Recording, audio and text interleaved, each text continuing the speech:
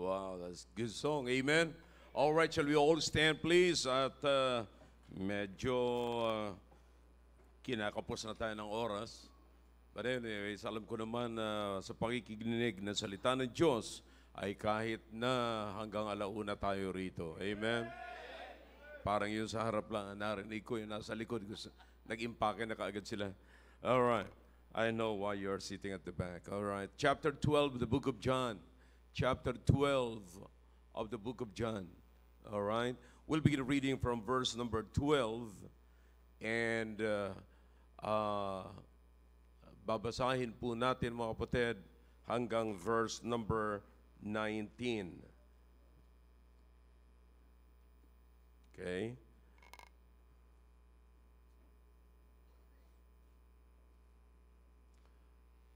All right, you with me now? John chapter 12. Are you with me now? All right. On the next day, John chapter 12, verse number 12. On the next day, much people that were come to the feast, when they heard that Jesus was coming to Jerusalem, took branches of palm trees and went forth to meet him and cried, Hosanna! Blessed is the King of Israel that cometh in the name of the Lord. And Jesus, when he had found a young ass, sat thereon, as it is written, Fear not, daughter of Zion, behold, thy king cometh sitting on an ass colt. These things understood not his disciples at the first. But when Jesus was glorified, then remembered they that these things were written of him, and that they had done these things unto him. The people therefore that was with him went when he called Lazarus out of his grave and raised him from the dead, bear record. For this cause the people also met him, for that they heard that he had done this miracle. The Pharisees therefore said among themselves, Perceive ye how ye prevail nothing? Behold, the world is gone after him. Now, I want you to understand ng passage na ito is about the Passover, na kung tawagin natin sa ritual or sa common na pananalita na nangyayari sa buong mundo ngayon, it's the Palm Sunday. Okay? It's, yan yung mga tao na naghahanda sila ng palm, but religiously, ang tawag po dito ng mga Hudyo is the Passover. Okay? And ang Panginoong Kristo ay dumating for the Passover sa Jerusalem. Mamaya, sasabihin ko ang the rest of the story after I pray. Okay? Tayo po sandaling manalangin. Dakilang Diyos, salamat po sa mga talata na aming pong binasa.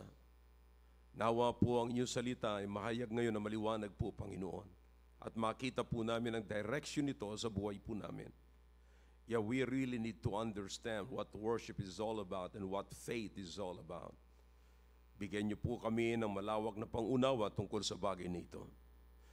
Please, oh God, make me a blessing to your people. They really need to understand your message this morning. Nawa po sa pamagitan nito, pag naunawaan po namin, ay magkaroon po kami ng panibagong pananaw sa amin pong pagkakilala sa Panginoong Kristo.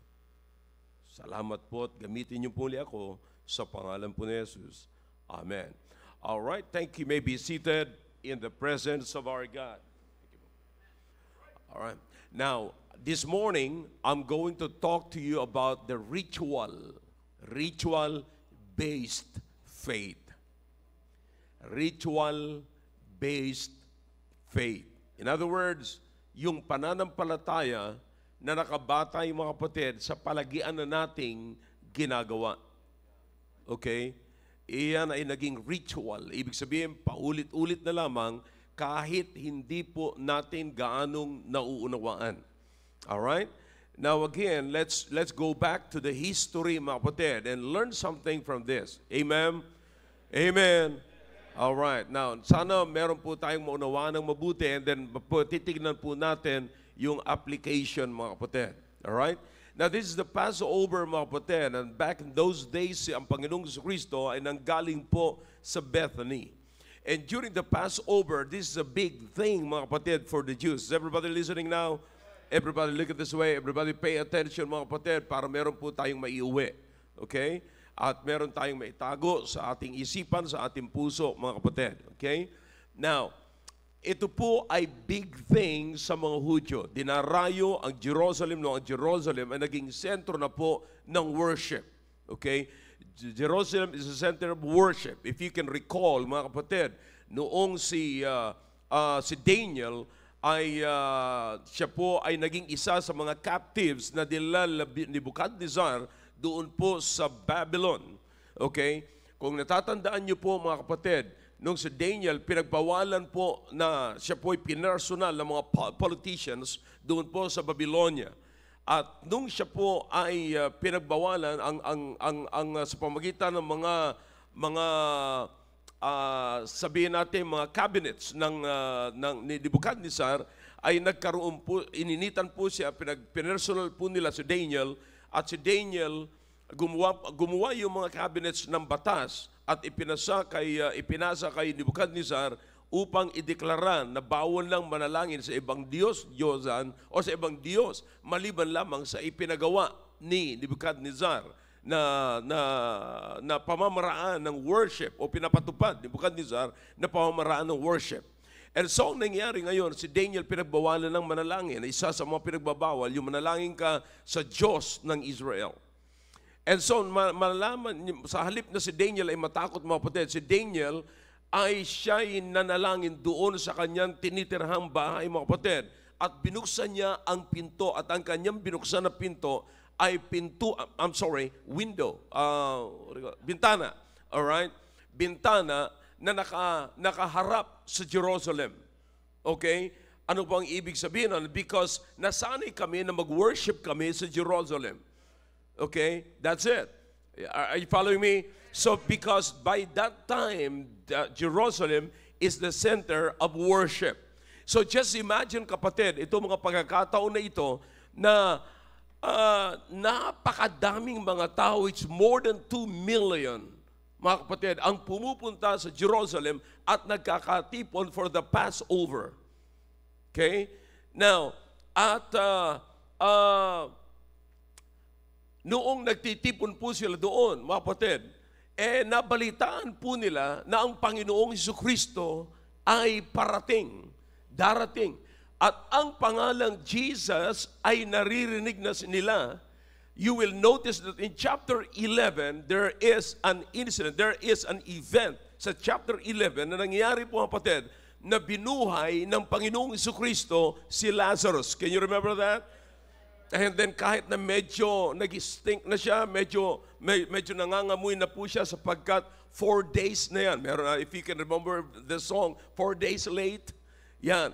So, yan na po yan si Lazarus. Pero nung pinuntahan po siya ng Panginoong Jesucristo, siya po'y pinabangon mula po doon sa kanyang libingan at siya po'y lumabas, mga kapatid. At later on ay nakisalo pa sila sa hapunan ng Panginoong Jesucristo in chapter 12. Alright? Now, I hope you're following me. So, yung pangalan ng Panginoon, mga kapatid, yung rating ng Panginoong Jesucristo is skyrocketing. You see, talagang pumailan lang, mga kapatid, sumikat talaga ang Panginoong Jesucristo. So that during the Passover ay parating ang Panginoong Jesucristo at siya po, mga kapatid, ay sikat na yung pangalan, narinig na siya ay parating na. Ang ginawa po nila, imagine, nag-line up ang mahigit 200,000 people from halos mula Bethany hanggang Jerusalem, mga kapatid, para lamang po sa daraanan at magusto nilang makita ang Panginoong Jesucristo. I hope you're following me. So nakikita niyo po kung gaano katindi po yung mga pangyayari na yan. And because of that, mga kapatid, yung ibang mga Hudyo na by that time ay nagwo-work sila with the Roman government. Kasi by that time, yung Jerusalem is under the power of the Roman Empire. Are you following me? All right? And so, nagkaroon po sila ng parang threat sa kanilang position kasi ang darating na ito ay sikat. Sikat. Masyadong tanyag na siya. So maaari, kapag ka ito'y nagsalita, ay magkakaroon ng uproar doon sa loob ng Jerusalem at mauulit na naman yung nangyari sa ginawa ni Mattathias, the chief priest, during the time of the uprising of the Maccabean uprising. Okay? Now, itong Maccabees, mga kapatid, ay nag-uprise sila, the Maccabees, kung tawagin, ay nag-uprise ito against the Seleucid. Alright? If you can remember that. And then mamaya, babalikan ko po yan kasi mayroong magandang istorya po dyan.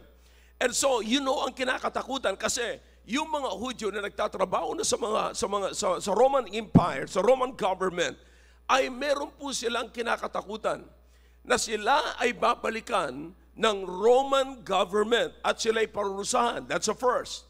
Pangalawa, yung mga nasa magandang pwesto na kung saan ay sumisweldo sila ng malaki, ay mawawala na sila sa pwesto. You see? It's normal, mga kapatid. At hanggang ngayon, nangyayari po yung ganitong kasing politicking. You see? Pag nasa Pilipinas ka, ang Pilipinas ay grabe ang impluensya sa lahat ng bansa. Ang Pilipinas ay na-impluensya na napakaraming bansa. Alright? But anyway, so, go back to the story. And so, nagkaroon po sila ng ganon. So, ito ngayong mga Hudyo ngayon, kasama na po doon yung Pharisees, kasama na yung ibang mga priests po doon, na-threaten po sila ng presensya ng Panginoong Hesukristo. So that, pagdating po doon, mga kapatid, sa Jerusalem, ang mga tao ay nagsisigawan, sila po ay nagpuputol ng mga branches ng mga kahoy at iniitsa po nila, winawagay-buhay po nila at iniitsa po nila sa daraanan ng Panginoong Kristo. At sumisigaw po sila ng Hosanna. And that shouting, mga kapatid, is a victory shouting. Alright? It's a shout of victory. Alam niyo kung bakit? Kasi alam po natin na Jerusalem na lagi po yung nasi-siege, lagi po yan nagagapi ng mga kalaban. But back in the time of Maccabeans, sila po ay nanalo, mga kapatid. Kaya po yung sigaw nila, yung psalm, that's a psalm in 118 of the book of Psalm. I think verse number 24 down to verse number 29. All right? So, it's a song of victory. Ginagawa po nila yan na praises, mga kapatid. So, kasi yung Maccabeans ay nanalo sila against the Seleucid. Okay? Na during the time, ang Seleucid ay gapi nila ang mga Hudyo, mga kapatid, pero merong nag-uprise, merong lumaban sa nila na ito po yung Maccabeans na kung tawagin ay the Maccabees. Alright? Bible students, alam niyo yan. Are you learning? Wag po kayo mapagod sa pagkaroon ng knowledge. Kailangan niyo po yan. Alright?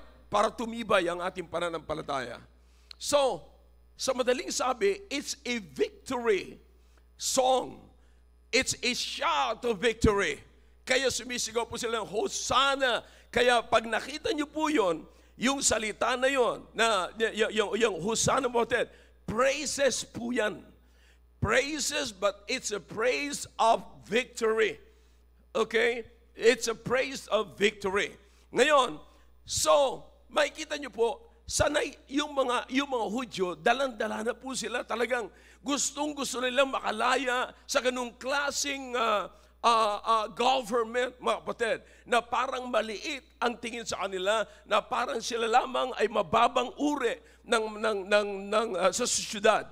Okay? Ngayon, pagkatapos po niyan, mga kapatid, nung nabalitaan nilang Panginoon, so tuwan-tuwa sila dahilan sa mga miracles na ginawa ng Panginoon, at isa na po doon sa miracles na yon ay yung pagkabuhay ni Lazarus.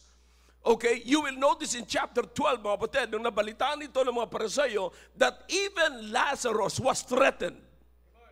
You see, na gusto na rin lang patayin si Lazarus kasi si Lazarus, ebidensya sa kasikatan ng Panginoong Kristo. Oh boy, I'm telling you, matindi. parang hindi tayo ignorante sa pangyayari, ano? Nangyayari po yan sa bansang ito. But anyways, so, threat po siya sa kasikatan ng Panginoong Jesucristo, kaya gusto na rin nilang patayin na si Lazarus. Alright? Now, so sa madaling sabi mo, etong mga Hudyo, nag-aakala sila. Here's the thing. Eto na, dito tayo magsisimula. Etong mga Hudyo, nag-aakala sila na ang dating ng Panginoong Jesucristo is about their military victory. Because the shouting, the praises of Hosanna was referring to chapter 118 of the book of Psalm. Don't turn to it. Just listen carefully. Mamaya nyo nabuksan yan. And then, ang sabi ng Biblia, mga kapatid, eto po yung praises, military victory, so they were expecting that they will again have or enjoy the military victory because of the presence of the Lord Jesus Christ. You see? So that's why tinataas na naman nila ang Panginoong Jesucristo. That's why they're shouting, Hosanna! So they're praising the Lord Jesus Christ. Because ang gusto nilang mangyari ay may gumawa, may gagawin na naman ang Panginoong Jesucristo. Kung anong ginawa niya, kung si Kristo na bumuhay ng patay na katulad ni Lazarus, kaya niyang ipagtanggol ang mga Hudyo. At palayain ang mga Hudyo. So in other words, they believe that Jesus Christ is the Messiah. Messiah means deliverer. Alright? Deliverer of what? Deliverer from military bondage. Ang Hudyo ay nasa bondage na pangalipin ng Roman Empire. So this time na dumating ang Panginoong Jesucristo, makakalaya na po sila. You see that? But you will notice, mga kapatid, scripturally or biblically, you will notice that Jesus Christ was not or did not come for 118 of the book of Psalm, but he came for or in answer to the prophecy in the book of Zechariah chapter 9 in verse number 9. Okay? Now, just look at it after the service, okay? Pero I promise you, you will learn from this message, mga kapatid. So ano yung nakalagay sa Zechariah chapter 9 verse number 9? That the king is coming. Na siya ay sasakay sa colt, sa ass. Okay? Maliit lamang na kabayo, mga kapatid. Okay? Now,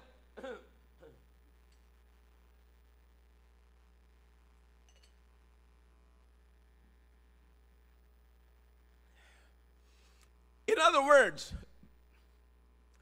Jesus' coming is to establish a kingdom. His kingdom, not a military victory, but a spiritual victory.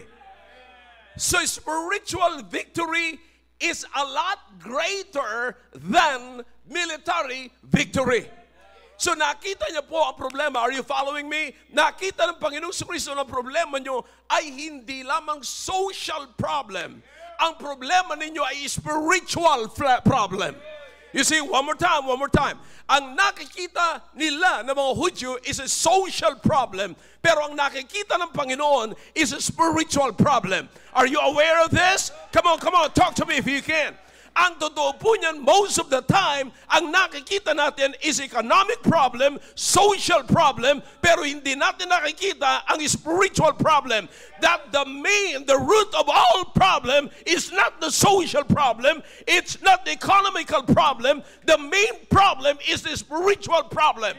Because if you have a spiritual problem, then you are going to have a social problem. You'll have an ecumenical problem.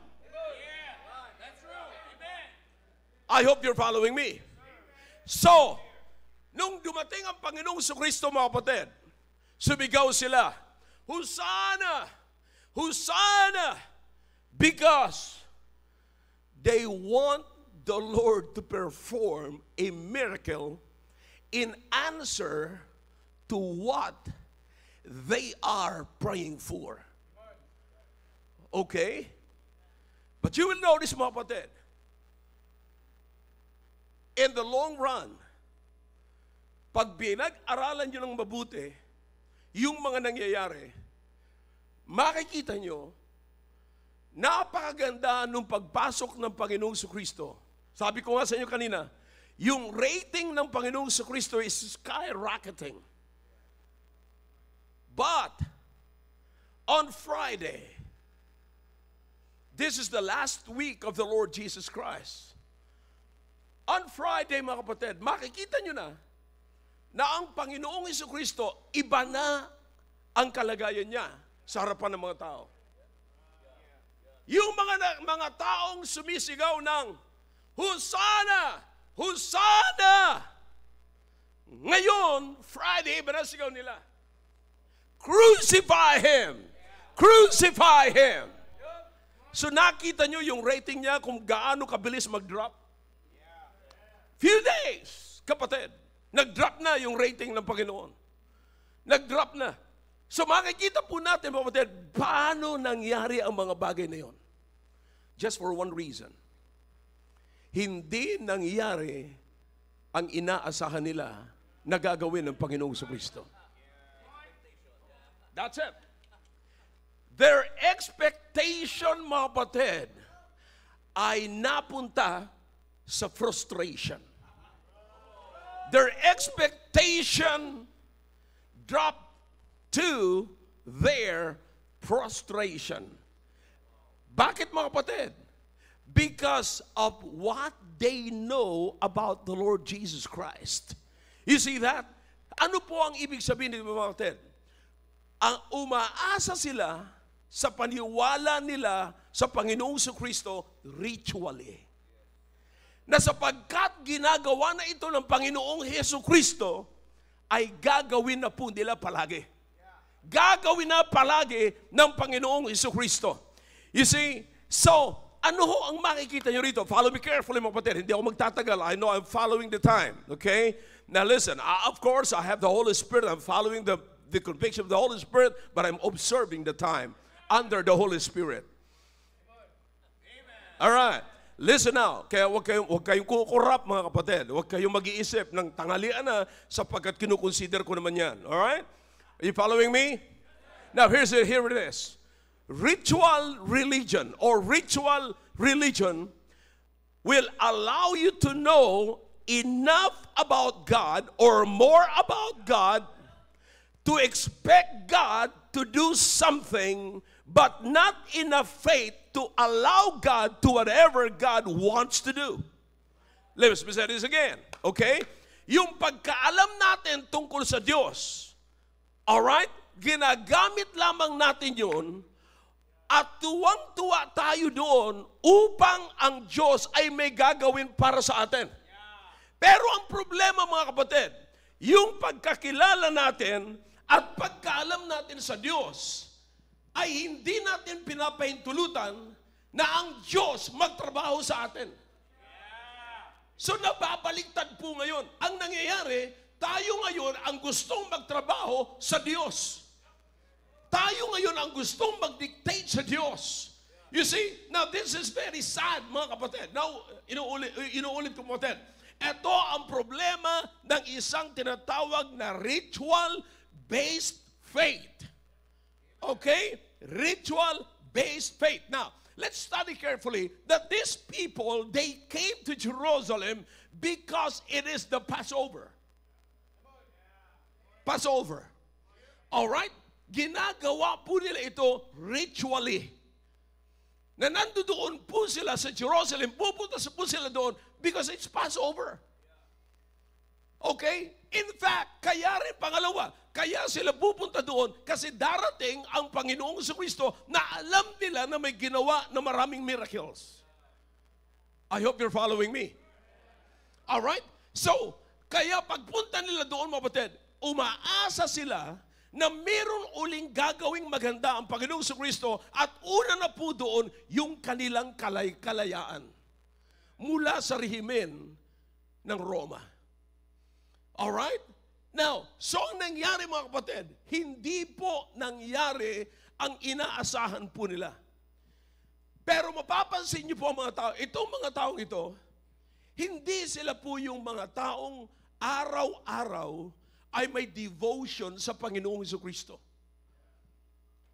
Alright? Hindi po sila itong araw-araw nagso-soul winning or soul conscious. Hindi po sila itong mga araw-araw ay nagbabasa ng Biblia. Hindi po ito sila araw-araw ay nagbibigay ng kanilang, or sa tuwing pupunta sa church ay nagbibigay ng kanilang tithes and offering. No, no. They just came. Naisip lamang nila na kinakailang pumunta sila sa Jerusalem, hindi para matulog. Pumunta po sila sa Jerusalem sapagkat alam nila, this is Passover. So naunawaan niyo po, ako pinapakita ko po ngayon sa inyong kapatid ang relasyon ng mga taong ito sa Panginoong Jesucristo. Okay? And yet, mga kapatid, all of a sudden, nung nag-show up sila during the Passover na napakatagal ng panahon, bigla na lamang sila kukuha ng sanga at Hosanna! Hosanna! In other words, akala mo kung sinong spiritual. Nakakala mo na mas spiritual pa siya sa nagbabasa ng Bible araw-araw at pumupunta sa church ng Wednesday and Sunday at nagsusoul winning araw-araw. Naunawaan niyo kung anong klaseng tao po ito? And yet, kumasigaw, Hosanna! Hosanna! You know what? Because, tandaan niyo po ang kalagayan nila, naghahanap po sila ng kalayaan. And now that the Messiah is coming, now I can see Him. Pupurihin ko na siya ng pupurihin. Bakit? Para meron siyang gawin.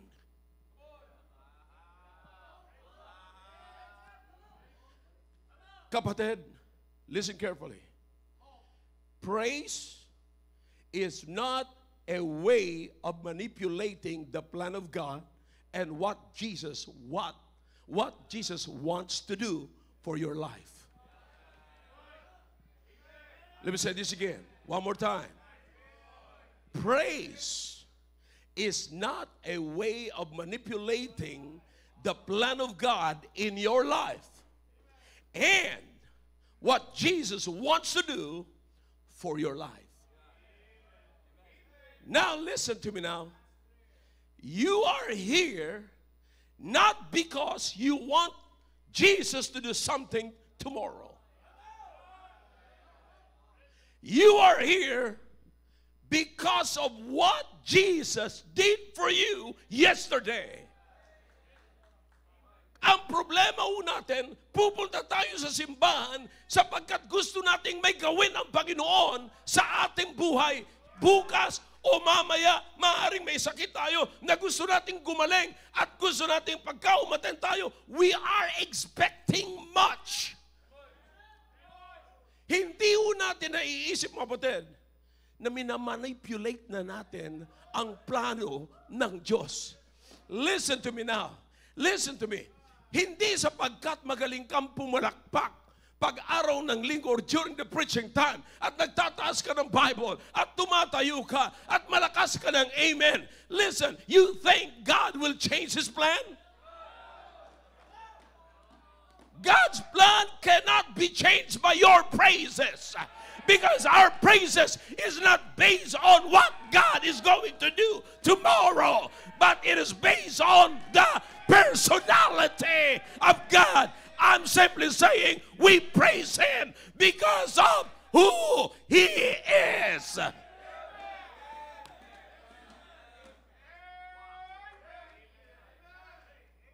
Gusto natin palitan ang plano ng Diyos pamagitan ng amen natin? At kung sinong may malakas na amen, siya yung close sa Panginoon. Now you listen to me now. God knows. Alala nyo, you go back to the book of Matthew. Ano sabi ng Panginoon? Etong mga taong ito, pinupuri nila ako sa pamagitan ng kanilang mga bibig, pero ang kanilang mga puso ay malayo sa akin. Yung nguso madaling mag-praise, pero yung puso malayo sa Diyos, sa kanilang pinupuri. So you understand that? You cannot change the plan of God because you clap your hands and you raise your hands. He is not a waiter in the restaurant na pagka pumalakpak ka, lalapit sa iyo at iaabot sa iyo ang gusto mo. Come on now. Alam nyo, sa pagka pumunta ka ng restaurant, mamimili ka kung anong klaseng gusto mo. Punta ka doon sa restaurant na a la carte. Ikaw ang mamimili kung anong gustong dalhin sa'yo ng waiter. Okay? Or, mauupo ka na lang. Most of the time, pag pupunta ako sa isang restaurant na medyo formal. Okay, fine dining, you know. I like it sapagkat tatanungin ko sila, ano ang masarap dito sa inyo? First time kong pumunta. Ganito po yan, ganyan. Alright? Okay, so what you need is, ako, ginagawa ko, alright, sasabihin ko sa waiter, titiwala ako sa iyo, ha? Sabi mo, masarap to, malambot yung steak, at ito mga kasama. You see? So, pagdating niyan, una, bibigyan ka muna ng appetizer. Minsan yung appetizer, hindi mo alam, bakit maanghang? Appetizer nga eh. Binibigyan ng appetite yung dila mo upang magnamanamnam mo ng mabuti ang sarap ng main dish. Okay? Yung appetizer, hindi gaanong masarap yun. Pangpasarap yun doon sa main dish. Okay? Now listen, if you're trusting the restaurant, if you're trusting the waiter, and if you're trusting the cook, okay, kung ano lang ang dadalhin sa'yo, yun ang kailangan mo. Huwag kang maghahanap. Pero yung a la carte, sasabihin mo, etong gusto ko, ayaw ko niyan. You see? Ayaw ko niyan. Minsan, bibigyan ka ng French fries, hindi naman, oh my, kamatayan yan. Okay? What comes with this? Coke. Oh, lalo na, dagdag pa yan. Formally niyan. Okay? So, now you understand what I'm saying? All you have to do, kapatid, when you sit down with God and let Him give what you need. I said, let Him give what you need. Maring sasabihin mo, bakit nang kasama ng steak? Ang pangit naman ng gulay na ito. Ang pangit. Yan ang kailangan mo. Yan ang magpapasarap at magdadagdag pa ng vitamina dyan sa kinakain mo. But you know what? Ayaw natin minsan ng ganun. Ang gusto natin tayo ang pipili. Ang gusto natin papalakpak tayo. Pakpak! Lalapit yung waiter. Gusto natin gayahin yun sa Panginoon. At pagka pumalakpak tayo ng malakas, umimin tayo ng malakas, at tumayo tayo, at akala natin buhay tayo sa service, ang Panginoon ay lalapit at tatanungin, anong gusto mo, anak? Remember what the Apostle Paul said. But my God shall what? Supply all my want. Huh? Needs, not want. God is willing to give what we need. But listen to me now. Not because you are here today, don't you expect Him that He will give what you want tomorrow. Ang ritual, kapatid, ang ritual-based faith. Pupunta ka sa church para mahingin ka at aasahan mo, kapatid, na ibibigay sa'yo ng Panginoon kasi umattend ka naman dito, lalong-lalo na nagbigay ka ng tithes mo. Nagtataka ka ba? Tithes naman ako ng tithes. Ba't hindi naman binibigay? Hanggang ngayon, mahirap pa rin ako. Hanggang ngayon, sabi ng Panginoon, pagkatapos mo naman nagbigay, tulog ka rin. O, gisingin ng tulog. Yeah. So you understand?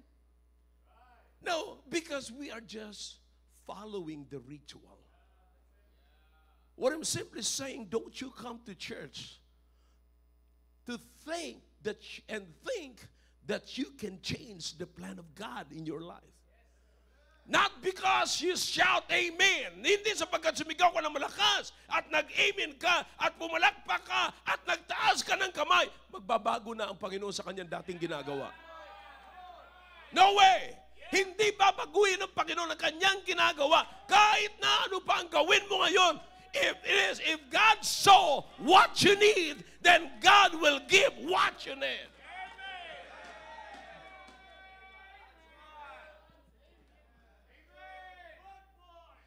Praising God is not pushing the blessings on demand button.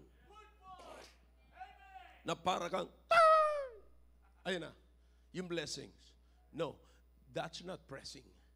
Huwag mong gagawin yung praises, magpipraise ka sa Panginoon na para ka nagpupush ng button para lamang makapag-demand ka sa Diyos. Now, here's the thing. I like this. Okay? You go ahead and make it your day. Devotion based only on curiosity and popularity fades quickly. All right? One more time. Let me give it to you. All right? Devotion based only on curiosity and popularity fades quickly. Now, here's the thing, kapatid. Bakit sila pumunta doon? Because Jesus was that time, his rating is skyrocketing. Did you get that? Grabe. Pataas. Pero mapapansin niyo, kapatid, biglang bumulusok kaagad. Yung tao na sumisigaw, kaya sila sumisigaw, Hosanna! Hosanna! Because they want Jesus to perform miracles that day. But nung hindi sila nakakita ng miracle na ginawa ng Panginoon at walang ginagawa ang Panginoon, sabi ng Panginoon, hey, I came here not for Psalm 118, but I came here for Zechariah 9:9. It's not about military victory. It's about spiritual victory. I can see more than what you need. Nakikita ko na mas kailangan nyo spiritual victory. Nakikita ko ang kailangan nyo ng spiritual liberty kaysa military liberty. Kapatid, do you understand na ang lahat ay nagsisimula, mga kapatid, sa kalayaan natin spiritually? Lahat ng mga nandito ngayon na nag-i-enjoy kayo ng inyong Christian life sapagkat kayo'y pinalaya ng Panginoon spiritually. Kung meron mong pamilya ngayon na nag-i-enjoy kayo, na meron kayong asawang lalaki na responsable, asawang babae na masunurin o nagsasubmit to authority, at mga anak na nakikinig sa kanilang mga magulang, it's because of spiritual liberty. Hindi ho, mga kapatid, sa military liberty. Now listen, lahat ng nakikita po natin na kaayusan ngayon, nagsimula po yun sa individual spiritual liberty.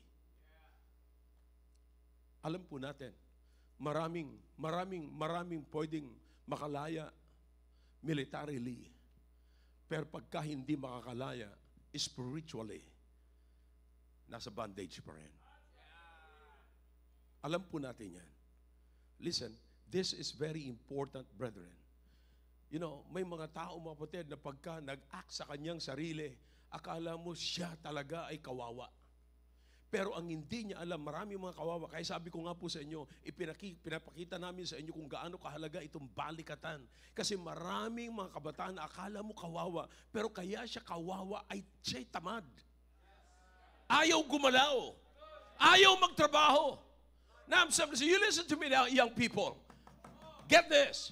You stay away from people who act like a victim in a problem they have created. Stay away. One more time. Stay away with people or from people who act like a victim in a problem they have created. Silang tamad. Kaya kawawa yan. Ano mga sigaw sa kalsada? Palaya, pahalin, or itaas ang sweldo, ibaba ang presyo. Alam niyo kung bakit, mga kapatid? Sigaw ho yan ng mga tamad. If you are working, hindi ka matatakot sa bagay na yan. But listen to me now, another thing. Listen now. Kaya minsan, lagi tayong kawawa kasi tignan niyo kung sino kasama ninyo. Another one that you should stay away. Stay away from people with the same or common past. And stay with people with common future. Yan ang mga pagkakamali ng mga kabataan ngayon. Para parehas lang naman yung past natin, kaya ayun, bagay. Ayun, nagsama-sama yung may common past. Na hindi na sila nag-isip kung anong dapat nilang gawin. That's the reason why you are in the church. Binubuksan natin muli ang iyong pananaw. Pinapalawak natin muli ang iyong pananaw upang lahat ng mga nakaraan mo ay makalimutan mo. At upang lahat ng mga nakaraan mo, makikita mo lamang, napakaliit lamang pala yan sa binubuksan ng Panginoon na door para sa akin. And you're dwelling on your past. Ang liit lang nun. Kalingkingan lamang yun. May 4 na daliri ka pa. That's the point. God sees it. Nakita ng Panginoong Jesucristo ang totoong pangangailangan natin, kapatid. It's not about military victory. It's about spiritual victory. You see? So, it's so important na makita po natin ang mga bagay nito. Don't you come to church again because you want victory tomorrow. Huwag kang pupunta rito sapagkat gusto mo nang gumaling sa sakit mo bukas. Pumunta ka rito sapagkat sa ginawa ng Panginoon sa buhay mo kahapon. Taas, baba ang presyo, mabuti pa. Yung dugo mo, taas, baba. Yung presyo, taas ng taas. Yung presyo ng dugo mo, yung pressure ng dugo mo. But listen to me now. Gaano man yung kataas, naunawa nyo. Yung iba sa inyo, binalaan kayo na merong cancer, pero nandito pa rin kayo ngayong umaga. Why don't you shout Hosanna, praise to God, hallelujah, amen, because of who is? When you go home, you read Hebrews chapter 11, you will find out that there are some people there in chapter 11, the book of Hebrews, who never received the promise of God, but they died for God. They gave their lives for God. Hindi nila tanggap yung pangako sa kanila ng Panginoon, pero nagpatuloy sila na matapat na naglilingkod sa Panginoon. Kapatid, nandito tayo ngayong umaga hindi para baguhin ang plano ng Diyos. The best plan in our life is the plan of God for our life. Hindi tayo sumisigaw ng amen dito. Hindi tayo pumunta ngayong umaga rito para baguhin ang plano ng Diyos, para magkaroon siya ng panibagong clue sa buhay natin. No. No. He knows everything. We are serving an omniscient God. An omniscient God. And notice what happened here. Lastly, nangyari po mga kapatid, pag binasa niyo ulit ito, in verse number 16, mapapansin po ninyo that dumating sa buhay nila na yung hindi nila nauunawaan ay naunawaan na po nila. Alright? Bakit? After that what? After the crucifixion. After the what? When Jesus was glorified. You see? Verse number 16, these things understood not his disciples at the first. But when Jesus was what? Glorified. Then remembered they that these things were written of him, but that they had done these things unto him. Ano po ang ibig sabihin? Pinahintulutan ng Panginoon na makita siya na siya ay inalipusta. Ang Panginoong Jesucristo ay napako sa cross. At siya'y inilibing at siya'y muling nabuhay. At doon lamang nila naalala, tama pala yung sinasabi ng Panginoon. Naging maliwanag sa atin ang lahat. Nung nakita nila ang nangyari sa Panginoong Jesucristo, kinakailangang ipakita sa kanila ng Panginoon. This is deep, kapatid. Malalim ito. Malalim na, bakit kinakailangan pang mamatay? Bakit kinakailangan ko pang makita naghihirap ang Panginoong Jesucristo? Bakit kinakailangan makita ko pang i-crucify ang Panginoong Jesucristo? Bakit kinakailangan ko pang dumaan sa ganitong klaseng kalagayan? In order to understand the omnipotent God. So do you understand what I'm saying? Right now, whatever it is, anumang dinadanas mo ngayon, anumang dinadaan mo ngayon, maaaring sabi ng iba, may pinagdaraanan niyang taong yan, pasensyahan mo na. kapatid, anuman ang pinagdaraanan mo ngayon, pinapahintulutan ng Panginoon na mangyari yan sa iyo upang lalo mo pang maunawaan ang misteryo, ang miracle ng Panginoon sa buhay mo. Araw-araw, kapatid, nangyayari ang miracle sa buhay natin. Now, ano po yung miracle, kapatid? Hindi mo kayang gawin, alam mong hindi mo kayang gawin, pero nangyayari sa buhay mo. Listen to me now. Sinong makikakayanan sa atin dito, mga kapatid, na gumising tayo na maaga? Wala tayong kakayanan. Sino may kapangyarihan sa atin na bumangon tayo ng umaga pagkatapos natin matulog? Diyos lamang ho ang may kapangyarihan. Diyos lamang ang pwedeng magbigay sa atin at gumising sa atin at magbangon sa atin.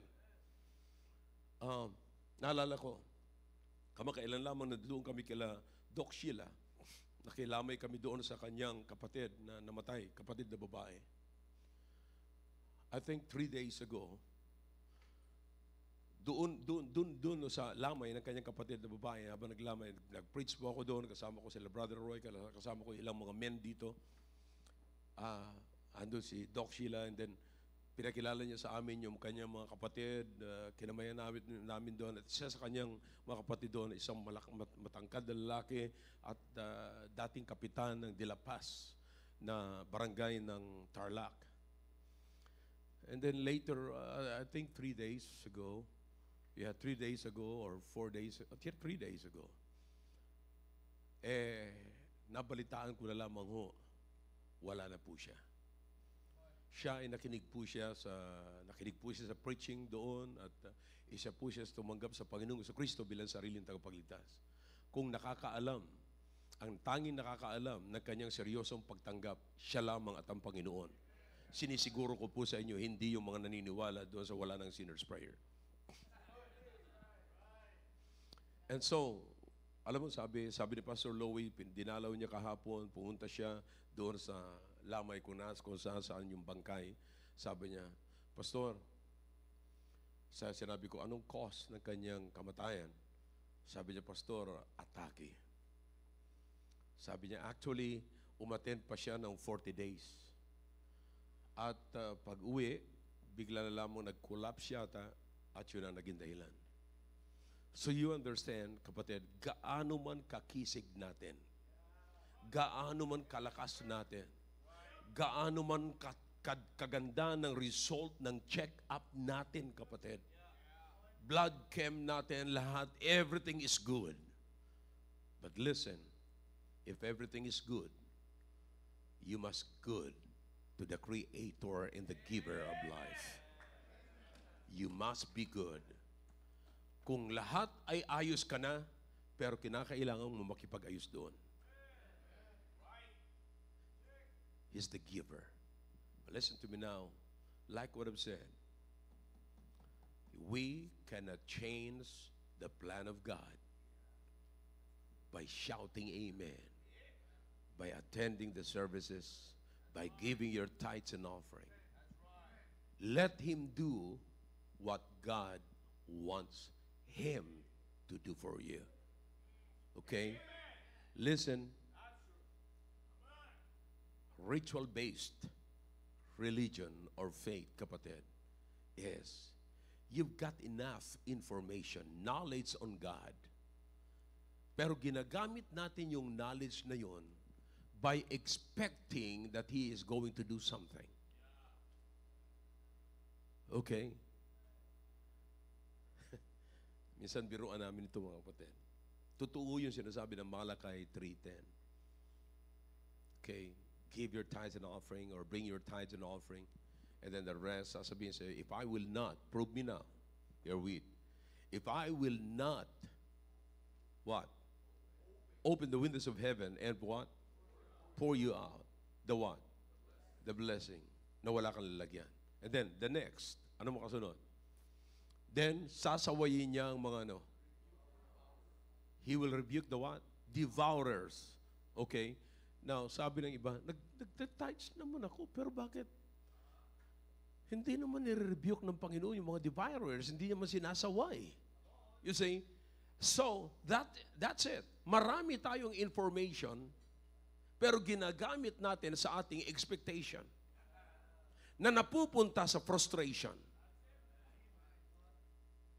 Okay? So do you understand that? So we have the information na ginagamit natin sa expectation na bumabagsak sa frustration. That is ritual. Pero ang problema kasi, hanggang dun lang tayo. Wala tayo, ang problema natin, wala tayong pananampalataya na pahintulutan natin ang sovereignty ng Diyos na sundin natin kung anong gusto niya sa atin, yun ang gagawin natin. Yun ang wala sa atin.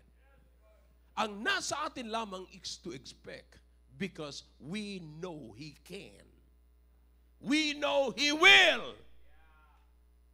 But what if He did not? Anong gagawin mo ngayon? Nasaan ang Diyos? Sabi ng isang kabinete ngayon na namatay ang kanyang anak. Bakit pinapahintulutan ng Diyos ito? Oh yeah, kilala mo lang ang Diyos sa isang bagay. That's why nag-i-expect ka ng isang bagay. Pero wala kang pananampalataya na pahintulutan siya na magtrabaho sa gusto niyang mangyari sa buhay mo. Ang ritual-based faith is just waiting for what you know what God can and will. Pero ang isang totoong pananampalataya, mga kapatid, ay pinapahintulutan natin yung sovereignty ng Diyos, yung kapangyarihan ng Diyos, yung gustong mangyari ng Diyos sa buhay natin. Kung gusto lang akong gamitin ng Panginoon sa pamamagitan nito, so be it. Siya ang lumikha sa akin. And I am created by God for His glory and honor. Not for my own glory. Hindi para matuwa ako, kundi matuwa ang Diyos. That's the sovereignty of God. Brethren, this morning, I hope this message ay nagbigay sa atin ng magandang impormasyon upang makita po natin ating sarili. Na hindi po tayo pupunta sa church and expect something that God is going to do tomorrow because we came. But we are here because God is great yesterday. Because of who He is in our life. That's the reason why I'm here. That's the reason I gave my life to Him. Because I know who He is. Kilala ko siya. Kapatid, I know some of you here, pupunta kayo sa church, nagsasacrifice kayo, not because you want God to do something for you, but because you know Him. You know Him. You're serving Him because you know Him.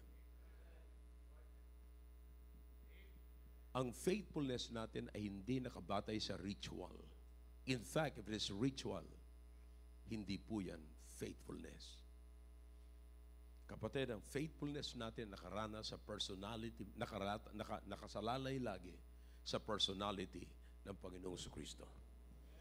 So, tingnan natin ang sarili po natin ngayon. Nasaan tayo ngayong umaga? What is our purpose of coming to church? Kapatid, do you understand? Here it is. Nagtataka ba kayo na yung dati yung katabi wala ngayon? Pero asahan niyo po mga kapatid, pag dumating na naman, what is next? Malapit na naman ang Nobyembre, All Souls Day. Nandito na naman yan. It's the Passover. Christmas time, andito naman yan. New Year, andito na naman yan. Pero pagdating sa mga ordinaryong linggo, ang tawag nila dyan, hindi mo makikita. Because their faith is a ritual-based faith. Tapos gusto nilang may gagawin ng Panginoon sa buhay nila. Gusto nilang i-manipulate ang plano ng Diyos by attending the services ritually. So do you understand what we need now?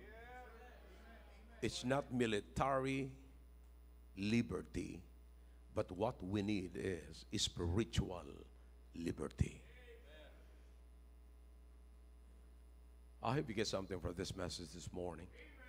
Mga kapatid, ako po'y naniniwala na pagka lagi po nating iisipin ngayon, okay, kinakailangan kong makilala ang Diyos. Kaya nga po ang naisip kong theme is the combination of theology and military sa ating balikatan. They need military training for physical, but they need theology for spiritual. Am I clear to you? Shall we all stand, please? Father, thank you for your words. Bless your words this morning. Speak to your people, please. I've done my best, oh God, and I believe you will do your best as your people come for the invitation. Bless whatever they want or whatever they beg for you, oh God. They beg from you. Please. Your heads are bowed, your eyes are closed. God is speaking to your heart through that message. Then let's come to the altar. Let's talk to God.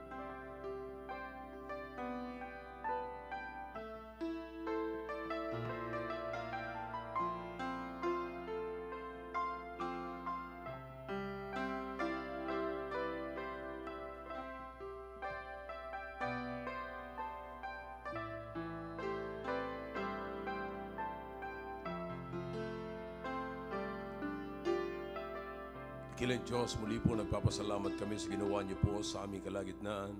Salamat po, O Diyos, sa pinakalob niyo po sa aming mensahe. O Diyos, nakikita niyo po ang kailangan po namin ngayon.